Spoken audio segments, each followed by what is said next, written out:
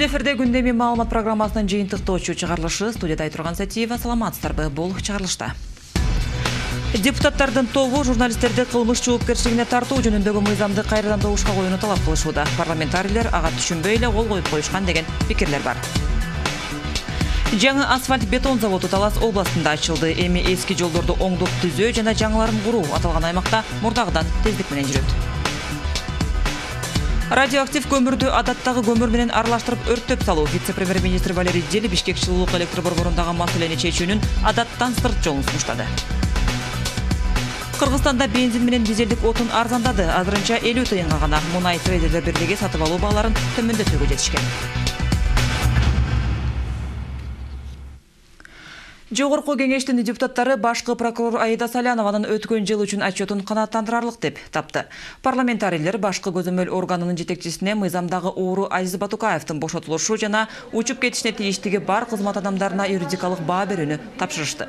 Баш прокурор Аида Салянова өткөн жылы паракорлук фактылары боюнча 1300 кылмыш козголгонун билдирди. Анын жарымы сотко өткөрүлгөн. Аида Салянова өзү жогорку кеңештин депутаттарына карата 5 кылмыш ишин таккан. Ошондой эле Аида Салянова мөөнөтү өтүп кеткен паракорлук иштерин алып салуу жөнүндө мыйзам долбоор иштеп жаткандыктан парламентарийлерге карата кылмыш иштер азыркы чакырылыштагы парламент тарагандан кийин кайра жанданарын эскертти. Айрым депутаттар бүгүнү жалган маалымат тууралуу мыйзам боюнча кайрадан добуш берүүнү талап кылышууда. Эске салсак, күн мурун жогорку кеңеш кылмыш жасаган деп жалган маалымат таркаткан үчүн жоопкерчиликти күчөтүү боюнча мыйзам долбоорду 2 жана 3 окууда кабыл алган. Мыйзам долбоорго ылайык кылмыш жаза кодексине өзгөртүү киргизилип, кылмыш жасады деп жалган маалымат тараткан журналист 50 000 сомдук айып пулга жыгылат. Же болбосо 1 жылга чейин абакка кесилет. Бирок бүгүн депутат Өмүрбек Абдрахманов кесиптештери мыйзамдын маңызын түшүнбөстөн добуш бергендигин билдирди. Эл өкүлүнүн пикиринде Демилге коом тарабынан катуу сынга алынгандыгынан улам мыйзамды кайрадан добушка коюу керек. Жогорку кеңештин депутаттары юридикалык билими жагынан аксап жатат. Мындай пикирин медиа серепчилер ЖМКда кылмыш жасалгандыгы жөнүндө атайлап жалган билдирүү берүү беренесине байланыштуу билдиришет. Серепчилер бул норма баш мыйзамга каршы келерин жана журналисттерди ооздуктоо куралына айланарын айтышат. Асхат Алагөзов кененирээк. Атка минер депутат дегиле бийликтегилердин журналисттерге карата кандайдыр бир чектөөчү чараларды көрүү аракеттери ар дайым эле болуп келген. Бул ирет Ар намыс фракциясынын депутаты Эрнестина Кочкорова кылмыш жаза кодексине кылмыш жасалгандыгы жөнүндө атайлап жалган билдирүү берүү беренесине өзгөртүүлөрдү киргизүүнү сунуштоодо. Бул берене мурун деле бар болчу. Болгону анда атайлап жалган билдирүү жасоо үчүн коомдук жумуштарга тартуу, кечирим суратуу же 1 жылга чейинки эркинен ажыратуу өңдүү жаза каралса, эми булар катаалданууда. Демилгечи депутат бул норма журналисттерге тиешеси жок деп ишендирип келет. Если я даю вам интервью и обвиняю кого-либо в совершении... Эгер мен силерге интервью берип, ташматты күнөөлөсөм, кылмыш жасады деп. Бирок бул жалган болсо, анда жоопкерчиликти мен тартам. 5 канал эмес. Менин далилим болуш керек. Тактап коеюн. Кемсинтүү маселелерине мунун тийиштиги жок. Анткени ал үчүн ансыз деле жаза каралган. Бул киши өлтүрдү, коррупциялык иштерге барды деген сыяктуу олуттуу айыптарды далилсиз жарыялагандарга тиешелүү. Бирок серепчилердин баамында кептин баары мында адамдарды коррупция же болбосо оор жана өзгөчө оор кылмыш жасады деп көпчүлүк алдында айыптоосу менен коштолсо деген бөлүгүндө. Көпчүлүктүн алдында айыптоо демек жалпыга маалымдоо каражаттарындагы маалыматтагы. Там был такой пункт, как... Ал жерде көпчүлүктүн алдында айтуу деген бар. Көпчүлүктүн алдында деген демек таркатуу. Ал Конституцияга каршы келет. Баш мыйзамдын 33 беренесинин 5 пунктуна ылайык эч ким адамдын ар намысын жана беделин жаманатты кылган же кемсинткен маалыматты таркаткандыгы үчүн кылмыштык жазага тартылышы мүмкүн эмес. Демилгечи деле, анын кесиптеш башка депутаттар деле бул өзгөртүүлөр журналисттерди тартипке салууга багытталганын жашырышпайт. Албетте баарын эместешет. Айрым бир өзүнүн калемин алып жетпеген, оозун алып жетпеген, баягы көчөдөгү ушактын деңгээлинде жүргөн бир-эки кошуп койгулаштырган журналисттер, бир-эки эле журналист бар, көп деле эмес. Ошолордун айынан көптөгөн журналисттерге бир аз зыяны тийип кала тургандай көрүнүп атат. Бул баягы депутаттарда деле барбыз го, баягы тизгинин бербеген, оозун ала ачкан. Бардык жерде болот экен, журналисттерде бар. Ошон үчүн айрым депутаттар жинденип дагы бул маселени ошого байлап атат. Медиа айдыңына баам салгандардын айтымында депутат атка минерлер көпчүлүк учурда өздөрү ачкан маалымат каражаттарына өздөрүнүн атаандаштарын каралаган материал чыгартышат. Бирок бардык эле чиновниктерде мындай маалыматтык согушка туруштук берүү мүмкүнчүлүгү жок. Өздөрүнө кызыкчы ылыкты көздөгөн майда чүйдө массалык маалымат каражаттарын ачмыш этишип ошол жака маалыматтарды ыргытып тигил минтип койду бул минтип койду деп каралашкан да. Ошонун кесепетинен запкы жеген айрым бир мыйзам чыгаруучу депутат ана ошол демилгени көтөрүп чыкканда мени маскаралап атат деген сыяктуу. Мен эмес, бизди жалпы ушинтип каралап атат. Ошон үчүн биз муну ноктолоп ооздуктабасак болбой калды деген өңүттө чыгарышканда. Эл өкүлдөрүнүн каарына кабылгандар бул норма иштеп баштаса, оңтойсуз калемгерлер четинен камала башташы мүмкүндүгү белгиленет. 3 жылдан 5 жылга чейин. Чынында буга чейин ушул эле 329-берене менен журналисти камакка алуу аракети катталган. В свое время, да, данную статью заведомо... Өз кезегинде бул беренени колдонушкан. Де-факто гезитинин мурунку башкы редактору Чолпон Орозбековага карата колдонушкан. Ал гезитте кайсыл бир чиновник паракор деген үчүн жалган билдирүү беренеси менен жоопкерчиликке тартууга аракет кылышкан. Башкача айтканда, жарандык тартипте сотко кайрылуунун ордуна башкача жол менен барышкан. Эмне үчүн мамлекеттик машина башка иш жок калгансып, өзүнө тиешеси жок нерселер менен алектениши керек. Белгилей кетсек, ал кезде адамдарды коррупция же болбосо оор жана өзгөчө оор кылмыш жасады деп көпчүлүк алдында айыптоосу делген норма жок эле. Депутаттар бул демилгеге карата пикирин билдирүүдө конституцияга эмес, эмоцияга артыкчылык беришкендей. Материалдарга, аргументтерге негизденип жасап турган журналисттер, бирок ошонун ичинде жок дегенде 10% эптеп кара курсагын тойгош үчүн көрүнгөн ушакты чогултуп жазып жүргөндөр. Аларга каршы ар кимдин жини келет. Адамдарды коррупция же болбосо оор жана өзгөчө оор кылмыш жасады деп көпчүлүк алдында айыптоосу менен коштолсо, пайда табуу ниети менен жасалганда 1000ден 2000ге чейинки эсептик көрсөткүчтөрдүн өлчөмүндөгү айыпка же 1 жылдан 3 жылга чейинки мөөнөткө эркинен ажыратылат. Ушул берененин 1 жана 2 бөлүктөрүндө каралган жосундар уюшкан топтун же кылмыштуу коомдоштуктун, кылмыштуу уюмдун кызыкчылыгы үчүн жасалганда, айыптоонун жасалма далилдерин түзүү менен коштолсо, 3 жылдан 5 жылга чейинки мөөнөткө эркиндигинен ажыратууга жазаланат. 2005 жылдан 2010 жылга чейинки учурда кандай болду эле? Анда мыйзам негизинде эмес, башкача өңүттө карашкан да, мана айтпай эле койгон баарына белгилүү да кандай жазылган. Анда басмырлап эле кереги жолдон алып коюп эле отушканда. Бүгүнкү күндө ошону мыйзамдаштыралы деген аракетте болуп атпайбы, бирок негедир окшошпой атат. Себеп дегенде мыйзам чыгарууда отурган биздин депутаттар юридикалык маселелерден аябай аксап турганы көрүнүп турат да. Андыктан эксперттер эл өкүлдөрүнө башка мыйзамдарды иштеп чыгууда баш мыйзамга тыйра токтолуп коюу кеңешин беришет. Асхат Алагөзов, Иван Чижиков, 5-канал. Маалымдоо каражат өкүлдөрүнүн такталбаган маалымат тараткандыгы үчүн кылмыш жообуна тартуу мыйзамы кайра каралып чыгышы мүмкүн. Буга каршы чыккандар көбөйүүдө. Ал ортодо парламент мындай кадамга барганына караганда журналисттердин деңгээли түшүп кеткенби деген суроонун айланасында талкуулар көч. Теманы Самат Качкынов улантат. Кечээкү кабылданган мыйзамга бүгүн айрым депутаттар каршы ойлорун билдирип чыгышты. Баш мыйзамга каршы келерин айтышып, алардын бири Өмүрбек Абдрахманов. Айтымында көпчүлүк депутаттар, анын ичинде өзү, өкмөттүн кылмыш кодекске киргизген толуктоосу болсо керек деп добуш берип коюшкан. Бүгүн апелляция жаздым, кайра карап чыгалы, кайрадан добуш берели деп. Бул закон конституцияга каршы келет. Конституцияда ушак айтасыңбы, бирөөнү туура эмес айтасыңбы? Ал үчүн штраф каралган. Ал эми ал үчүн камап салуу деген конституцияга каршы келет. Белгилүү болгондой саясий күчтөрдүн жана ошол эле мыйзамды кабылдаган кээ бир эл өкүлдөрүнүн өзүлөрүнүн медиа ресурстары бар. Эң эле популярдуусу гезиттер. Адистер ошолору аркылуу ушак кептерди, жашыруу маалыматтарды жайылтып, бири-бири менен саясий согуштарды жүргүзүп келишерин белгилешет. Мындай тажрыйба саясатчылар арасында 20 жылдан бери эле колдонулуп келген. Май курсак депутаттарыбыз жана чоңдорубуздун баары өзүлөрү күнөөлүү. Өзүлөрүнүн саясий согушунун маалымат майданга чыгарышат, өзүлөрү атайлап чыгарышат, жашырын чыгарышат, тымызын чыгарышат. Ошондуктан бул согуш боло берген жана боло берет. Андай согуштарга катышып, атүгүл саясатчылар менен соттошуп да жүргөн журналист Дайырбек Орунбеков өзүнүн сайты аркылуу жашыруун булактардын маалыматтарын чагылдырганы үчүн 5-6 жолу соттошууга аргасыз болгон. Бирок биринен да утулуп калган эместигин айтат. Акыркы жолу КСДП фракциясынын лидери Чыныбай Турсунбеков менен соттошкон экен. Автор менен гезитти чогултуп 1 миллион сомго доого жыкмак болгон. Бирок ал бизди уталган эмес, анын аргументтери да жетишсиз болгон. Кайра ал өзүнүн адвокаттары аркылуу бир жарашуу жолун бир пикирге келишип ошондой бүтүргөнбүз. Дагы бир айта кетүүчү нерсем, журналисттер жогорку окуу жайларда тийиштүү деңгээлде дайындалбайт дегендер да жок эмес. Соттошуулардын көп болуусу да ушундан болушу мүмкүн. Сабатсыздык, журналисттик этика дегенди түшүнбөй, калпыстыктарды кетиргендер азырда болсо жетиштүү. Бул маселени чечүү үчүн бул багытта жогорку окуу жайлардагы билим берүүнү заманга ылайык жаңылоо керек. Сабатсыздары бар, үйрөнчүктөрү бар, жаңы баштагандары бар, кесиптик баягы тажрыйбасы жетпегендер албетте бар. Бирок анын баарын 22 жылдан бери тапталган сот системасы илгертен электеп өткөрүп, далай процесстер болуп өткөн. Албетте жалпы элдин эмес, айрым бир саясий топтордун камчысын чапкан апыртма маалымдоо каражаттары жок эмес. Бул кээ бир кыргыз тилдүү гезиттерге тиешелүү экени айтылып эле жүрөт. Муну кимдир бирөөлөрдүн буйртмаларын аткарып, акча табуу жолу катары кабыл алса болот дешет айрым журналисттер.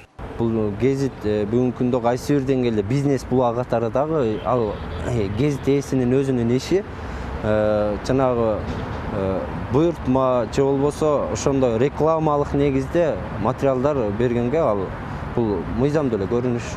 Эми элге маалымат жеткиргендерди парламент кылмыш жообуна чейин тартуу керек деп атканым. Кыргыз журналистикасы тек гана ушак айыңдарды чагылдырып, деңгээлди төмөндөп кетти дегендиги эмес дешет адистер. Айтымдарында бул маселе мурдатан эле мыйзам менен тез келип келген. Ушул эле жетиштүү болчу. Азыркы мыйзамды болсо сөз эркиндигине карата кысым катары бааласа болот. 22 жылдан бери чоң тажрыйбага жетишкен. Далай журналисттер соттолуп, далай гезиттер жабылып, телеканалдар акча пулдарын төлөп келген. Бул жагынан журналисттер менен сөз эркиндигин каршылашы 22 жылдык тажрыйбасы бар. Мунун баары эчак тапталып калган. Мындан улам бийлик менен элди бириктирип турган жападан жалгыз көпүрө кыргыз журналистикасын жалпылап айтканда курч жана тайманбас деп мүнөздөсө болот дешет адистер. Андыктан маалымдоо каражат өкүлдөрү коомчулуктун күзгүсү бойдон кала бериши керектиги белгиленет. Самат Качканов, Азат Ынтымаков, 5-канал. Кылмыш жаза кодексине киргизилген өзгөртүү бүгүндөн тарта күчүнө кирген болсо, саясатчылар менен соттошпогон гезиттер, маалымат агенттиктери дээрлик калмак эмес. Бардык эле учурда журналисттер өздүк булактарын ачыктай алышпайт. Кылмыш жасалган учурларды тергөөдө далилдөө кыйын. Айдай Иманкулова апта ичинде чыккан айрым басылма беттерин барактап, кандай материалдар үчүн калемгерлер куугунтуктоого алынмак иргеп келди. Эгер бул мыйзам бүгүндөн тарта күчүнө кирсе, Кыргыз Today сайтынын журналисти Азизбек Гелдибеков биринчилерден болуп жоопко тартылмак. Бүгүн калемгердин колу туткак министр Темир Сариев деген макаласы жарык көрдү. Макалада чуулгандуу банк уячаларындагы акчалардын кандай жол менен бөлүштүрүлгөндүгү баяндалат. Эгер журналист жазгандарын далилдер менен бекемдеп бере албаса, 3 жылга чейин эркинен ажыратылмак. Көпчүлүк алдында саясатчыларды коррупцияга айыптагандыгы үчүн. Темир Сариев менен Өмүрбек Текебаевди Бишкектин экс-мэри Иса Өмүркулов ресторанга алып барып $1000 сый көрсөткөнү бар. Өмүрбек Чиркешевич ыраазы болуп кайтса, Темир Аргенбаевич тойбой кайткан деген сөз жүрөт. Финансы министрлеринин өзү тойсо да көзү тойбойт эмеспи? Темир Сариевдин колуна акча теери менен сотка менен эле бөлүштүрө баштайт. Алгач эле Бишкектин экс-мэри Иса Өмүркуловго $100,000, Бишкектин Ленин районунун элдик кошунуна $15,000 уячадан алып берет. Бишкек мэри Өмүркулов жеке буйругу менен жеке тааныш 21 жеке адамга бакстарды бөлүп берет. Журт алган куруттан жуда мени куруткан деп убактылуу өкмөттүн төрайым орун басары Өмүрбек Чиркешевич 2010 жылдын 13-июнунда буйрук менен $20,000 алган. Ушул эле жумада Агым гезити менен мурдагы депутат Камчыбек Ташиев соттошуп баштамак. Апта ичинде аталган басылма Камчыке жождорду нейге жөөлөдүңүз аталышындагы билдирмени жарыялады. Саясатчынын бейбаш экендигин ачыктай албаса, гезит кабарчысы же өздүк булагы 1 жылга кесилмек. Бизге жеткен маалыматтарга таянсак, Ата журт партиясынын лидери, экс-депутат, экс-министр, Кыргыз Республикасынын президенттигине талапкер Камчыбек Ташиев кара жини кармаганда Ак үйдө эле эмес, башка имараттарды деле камоого алат экен. Тагыраагы Борис Ельцин атындагы Кыргыз-Орус Славян университетинде окутуучу болуп эмгектенген профессор Тамара Кочкарова саясатчынын кызынын билим китепчесине 3 деген бааны койгон экен. Камчыкебиз жан сакчылары менен жетип барып, окуу жайды омуроолоп кайтыптыр. Менин кызым кызыл диплом алышы керек деп буркулдап. Бирок саясаты менен иши жок. Өз ишине тың, тажрыйбалуу окутуучу Тамара Чогоровна студенттин атасын ордуна коюп, окуу жайдан сыртка чыгарып коюптур. Эл башкарам деген эрендерибиздин кылыгы бул болсо, бүткөн экенбиз дагы я. Бул жумада саясатчылар менен соттошпогон кезет калмак эмес. Азия Ньюсту экс-премьер-министр Жантөрө Сатыбалдиев айыпка жыкмак. Эгер басылма же өздүк булагы анын тар чөйрөдө бийликке кине койгонун ашкерелеп бербесе. Жантөрө аке жыландын башын чыгарды. Өткөн аптада өзгөндүк үлкөндөр адат болуп калган жоро бозо көк чай ичүүгө чогулушат. Бир жолку шеринеге экс-премьер Жантөрө Сатыбалдиев дагы келип, жердештер ак үйдүн интригасынан кеп козгоп, алдыдагы шайлоолордун камы тууралуу кеп козгошот. Кеп кезеги менен Жантөрө Жолдошевичке берилген соболдордун бирин мисалга алсак, өзүнчө эле сенсация болчудай. Эгер мени дирекциянын иши менен кыйнашса, анда азыркы бийликтин Кумтөргө, Кыргыз газга жана Батукаев боюнча көрсөтмөлөрүн айтып, булардын дагы жүзүн ачып ала жатам. Таризинде кытмыр күлкүсү менен жооп узатканы тар чөйрөгө майдай жагыптыр. Жантөрө аке опурулса кимдин жүзүн ачат? Түшүнөсүңөр да, азырынча жыландын гана башын көрсөтүп туруу. Көбүнесе бейрасмий булактарга, имиштерге таянган кыргыз тилдүү гезиттер жогорку кеңеш кабыл алган мыйзамдан кооптонуп турат. Окурмандарга эми жалаң, супсак макалалар сунушталарын белгилешип. Расмий маалыматтар гана айтылып, жазылып, ал эми расмий эмес булактардан алынган маалыматтар айтылбай калат дагы. Кайсыл бир деңгээлде маалыматтык вакуум орун алышы мүмкүн. Бул арада орус тилдүү жумакаларда деле абал ушул сындуу. 24 KG сайтынын журналисти Айзада Кутуева мындан ары жеке булактарга таянуу оор болот деп түпөйүл. Бизде журналист өзүнүн жеке булактарына таянып жазган учурлар көп тажрыйбаланат. Ошол эле учурда алар берген маалыматтар көбүнесе чындыкка дал келет. Бирок авторлор тигил же бул маселе боюнча өздөрүнүн аты жөнүн ачыктагысы келбейт. Эгер биз ушул ыкмабызды мындан ары дагы уланта берсек, анда журналисттерди куугунтуктоо күч алат. Бул болсо сөз эркиндигин чектөө. Ушул эле сайт дүйшөмбү күнү бизнесмендер өкмөтү аттуу статья жарыялаган. Мыйзамга ылайык мам кызматкерлер ишкерлик менен алектене албайт. Атка минерлердин көбү бизнесмен экендиги жашыруун эмес, бирок аны далилдөө кыйын. Далилдей албаса маалымат агенттиги сот жообуна тартылмак. Бир эле журналист эмес, маалымат берген булактагы. Эч кимге жашыруун эмес. Транспорт жана коммуникация министри Калыкбек Султанов Авангард стиль курулуш компаниясынын ээси. Биринчи вице-премьер-министр Тайырбек Сарпашевдин туугандары Градиент компаниялары түйүнүн башкарат. Мам курулуш мурдагы жетекчи Каныбек Нарбаевдин дагы курулуш компаниясы бар. Энергетика жана өнөр жай министри Осмонбек Артыкбаевдин фармацевтикалык компаниясы жана Неман аталыштагы дарыканалары бар. Кызматтык абалынан пайдалангандар өтө көп. Бирок муну далилдөө кыйын.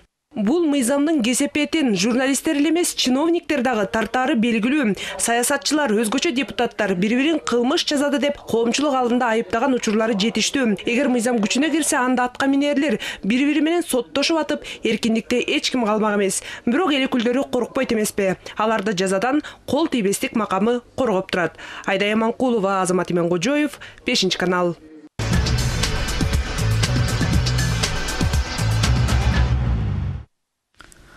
Президент Алмазбек Атамбаев бир күндүк жумушчу сапары менен Талас областында болду. Бүгүн президент Кара Буура районундагы асфальт бетон заводун колдонууга берүү аземине катышты.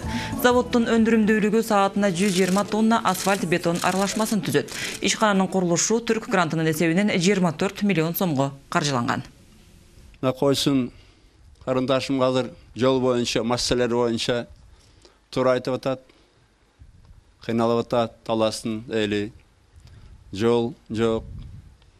Мына асфальтобетонный завод деле асфальтты мага министр айтып атат. Бир жумадан кийин асфальт болуп баштайт, ямачный ремонтко киришебиз деп. Мына Кара Буура районунда менин дагы бир телегим бар. 2 чоң канал салсак деп атам да, Кудай буйруса. Сарымсак каналы менен Вактын Агой каналы. Ал 2 каналга 11 миллион долларга жакын каражат керек болот. Ал 1,5 миллиард сомдон ашыгыраак. Жолдорду ремонттогонго билесиңер канча каражат керек болот. Мына Таласка чейин Бишкектен алып келген, Тоошудан алып келген деле жолго канча миллиардтаган акчалар кетти. Ошондой эле Талас областына болгон жумушчу сапары учурунда президент Алмазбек Атамбаев Кыргыз улуттук Манас Ордо комплексиндеги Манас атанын күмбөзүндө болду. Анда мамлекет башчы Баатырга багыштап Куран окутуп, зыярат кылды. Биринчи вице-премьер Тайырбек Сарпашев коңшу Өзбекстандан Кыргызстандын түштүк аймактарына жаратылыш газ жиберүүнү өтүндү. Сарпашевдин атынан коңшулардын биринчи вице-премьери Рустам Аземовдун намына тийиштүү кат жөнөтүлгөн деп билдирет Кыргыз газ ишканасынын пресс кызматы. Эске салсам, түштүк аймактардын жашоочуларынын үйлөрүндө көгүлтүр отун 4 күндөн бери жок. Анын токтотулуусунун себептерин Кыргыз газ дагы деле билдирелек. Айрым маалыматтар боюнча Кыргыз газ Газпромго өтөөрү менен контракт жокко чыгарылган.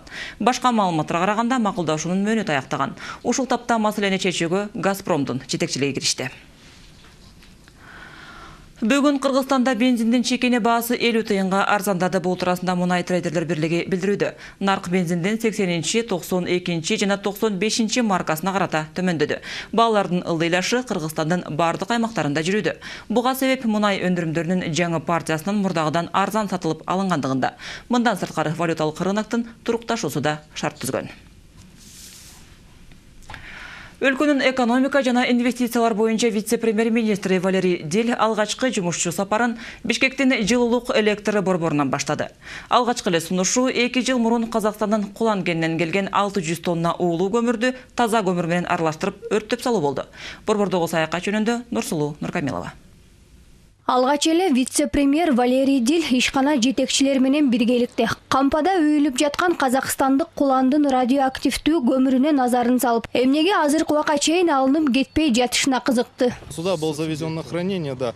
Бул жакка сактап турууга алып келген боюнча 2 жылдан бери турат. Бул маселе азыркыга чейин чечиле элек. Жакында эле чогулуш болуп өттү. Бирок маселе чечилген жок. Алып чыгып кеткенге же утилизациялоого мүмкүндүк жок.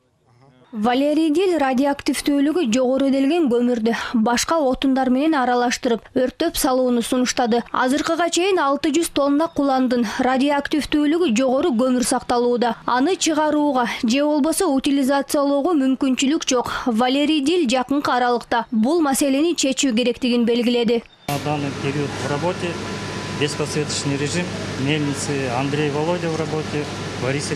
Андан кийин ишкананын ичин кыдырууга өттү. Эскилиги жетип калган жабдыктардын азыркы учурга чейин иштеп жатканына таң калган министр шаар тургундарын жылуулук менен үзгүлтүксүз камсыз кылууда. Мүчүлүштүктөр болбосу үчүн жакынкы аралыкта оңдоп түзөө иштерин жүргүзүү керектигин белгиледи.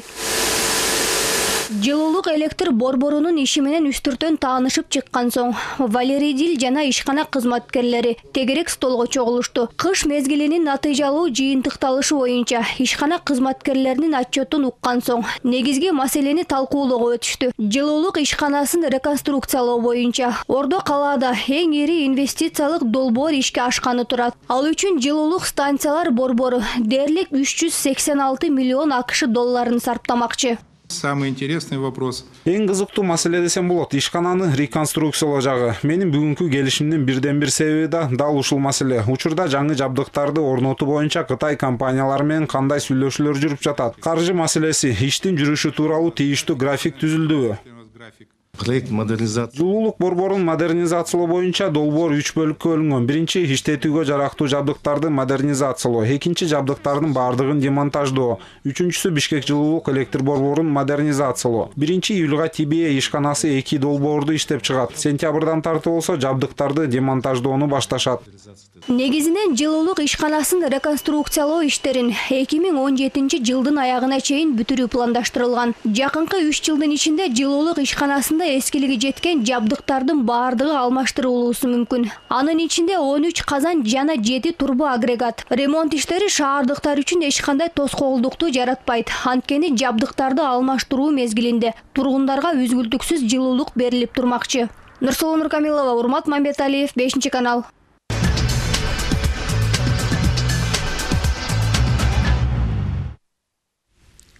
2 жолу депутат болгондор эми персоналдык пенсия албай калышы мүмкүн. Бул туурасында өзгөчө бааракы алуучулардын категорияларын талкуулаган жыйында маалымдалды.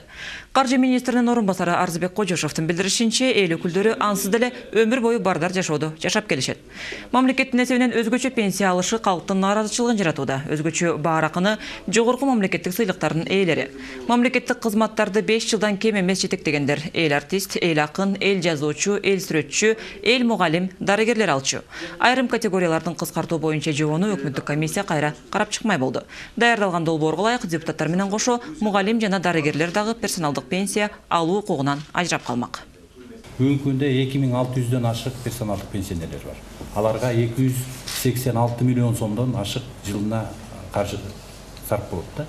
Ал эми бул да категорияга кошо турган болсо, да ошол акча каражаты дагы көбөйөт.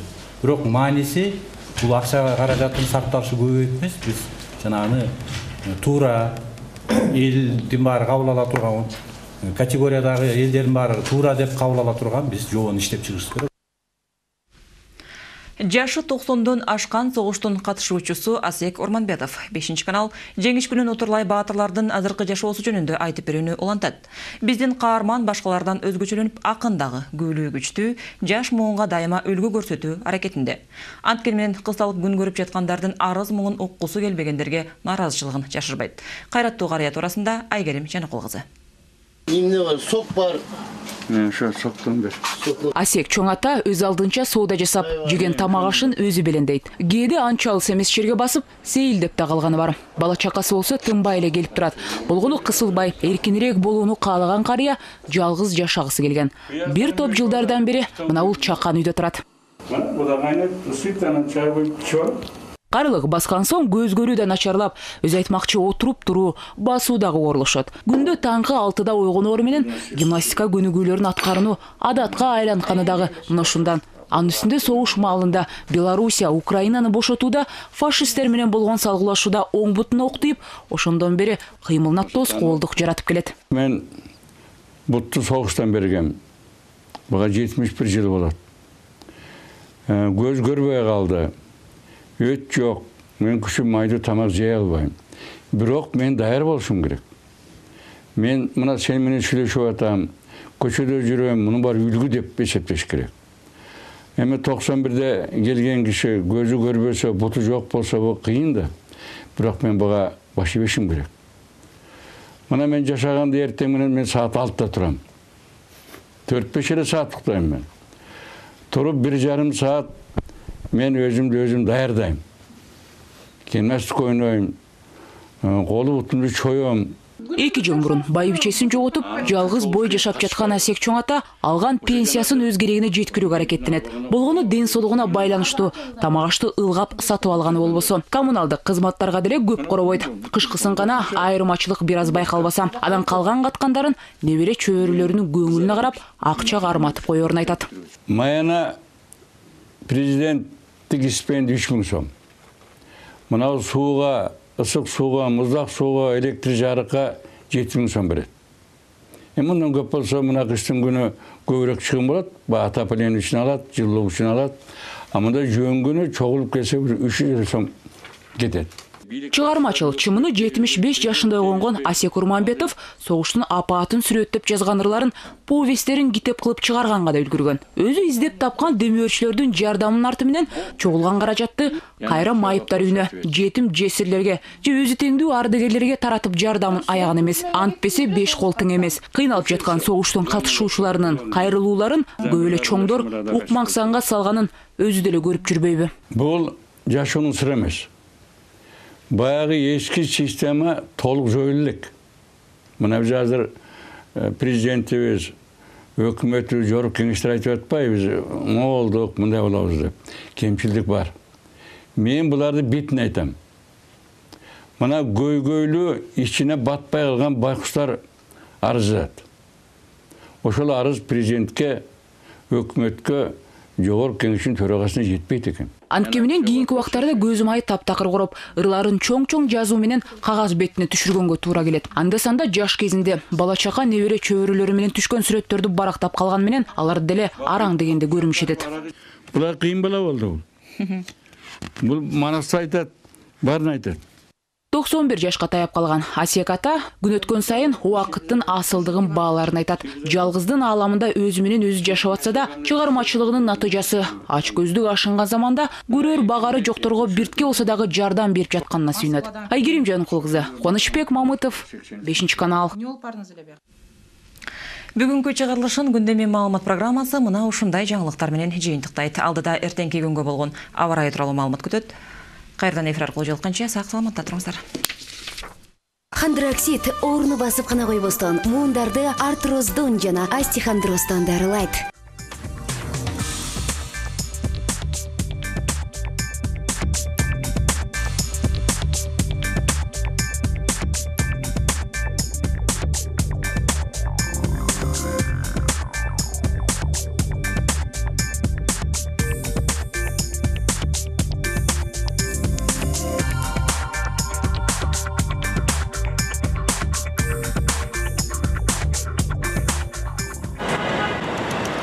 Кайнаган шаарда жумуш кычап турганда, муундар ооруп, жаныңды койбой оорутса, достордон калып, өзүңдү өзүң кыйнала. Хондроксид ооруну басып гана койбостон, муундарды артроздон жана остеохондростон дарылайт. Аркаң ооруп чыдатпай, колу бутуң сыздатат. Дарыканадан Хондроксид муундарды келип дарылайт.